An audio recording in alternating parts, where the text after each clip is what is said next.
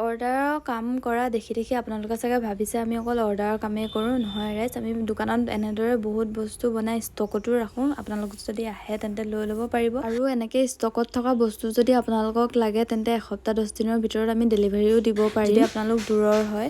আৰু এইফালে সন্ধিয়াৰ পৰা কাষ্টমাৰ আহি পূৰা একদম দুযোৰ মুহা লৈ গ'ল। আৰু 2 মিনিটৰ কাৰণে পইচাকেইটা চুব পাৰে আমাৰ ছাৰৰ সুখটো চাওক। কিন্তু মই একেলগতে তেওঁৰ সুখ ফুচ কৰি পেলালোঁ। यही होता है राइस पावर।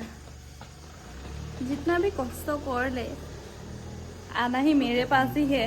ये कपड़ किनूंगे आज ऑनलाइन में शॉपिंग होगा। आज ऑनलाइन में शॉपिंग होगा। আবার দোকানত শ্বপিং কৰিছে আকৌ বেলেগত শ্বপিং কৰিবলৈ আছে নেকি?